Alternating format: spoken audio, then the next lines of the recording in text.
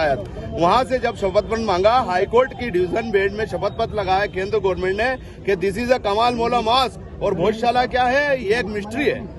और ये हाईकोर्ट में जवाब मौजूद है अटल बिहारी जी वाजपेयी जी की गवर्नमेंट का। तो आर्कोलॉजिकल डिपार्टमेंट अब इससे नहीं मुकर सकती क्योंकि उसको स्टापल की बाधा आएगी। अब क्या करेंगे आप? सुप्रीम कोर्ट में मात्र हम सर्वे रोकने के लिए गए थे। हमारा पक्ष बहुत मजबूत है, हिंदू कम्युनिटी हमारे साथ है, हमको हिंदू कम्युनिटी से यहाँ पर कोई आपत्ति नहीं थी।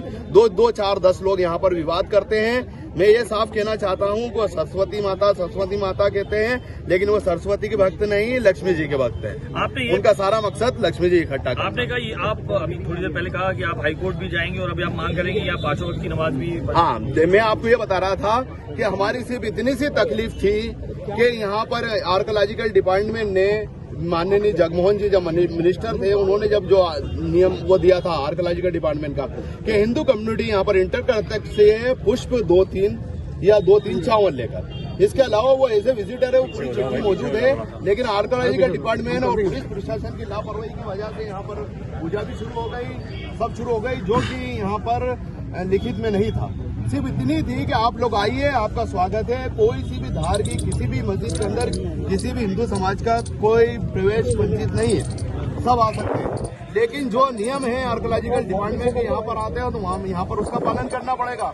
जैसे हम मंदिर में आएंगे, जो नियम है उसका पालन करना पड़ेगा। इसके अलावा कोई झगड़ा नहीं। हाईकोर्ट जाएंगे। हाईकोर्ट जाएंगे। दूसरी ये है कि हमारे पास उस वक्त के डॉक्यूमेंट मौजूद है कि जब ये मस्जिद को अधिग्रहण किया गया था 1952 को, 1909 के बाद, जब ये कहा गया था कि अगर कोई शख्स नमाज पढ़ने के बाद, मस्जिद बंद होने के बाद भी अगर यहाँ पर नमाज पढ़ना चाहे तो उसके लिए मस्जिद पुनः खोली जाए। तो आज तक तो हमने सोचा नहीं, लेकिन अब हमको इस सब मामलों के बाद ऐसा लग रहा है कि 5वें टाइम की नमाज के लिए भी हाईकोर्ट जाना। आपने ये भी कहा कि 800 सालों से जाएंगे कब इस पूरे मामले? आज हमने बात करी है, पूरे समाज के लोग बिठाएंगे। हमारी जो वेलफेयर सोसाइटी का व्यक्ति है जिसने इंडिविजुअल वहाँ पर याचिका लगा दी थी, हमारे समाज के किसी व्यक्ति को वहाँ पर अधिकृत व्यक्ति को नहीं बुलाया, न मजार कमेटी को बुलाया मुतवल्ली को, न नमाज इंतजामिया कमेटी को बुलाया, न वहाँ पर इमाम को बुलाया, न इधर शहर काजी मुझे बुलाया।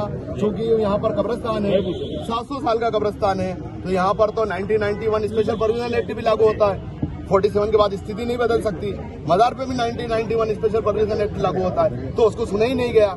उसमें हकीकत में यह है कि 2 साल के अंदर जो नोटिस आया था वो इंडिविजुअल किसी भी व्यक्ति को पकड़ा दिया गया, समाज तक तो उसकी खबर ही नहीं पहुंची। आपने ये भी कहा समाज तक उसकी खबर ही नहीं पहुंची और समाज ने अभी तक जवाब नहीं दिया। इसमें माननीय हाईकोर्ट को भी हम कुछ नहीं कह सकते क्योंकि हमारा जवाब ही नहीं गया।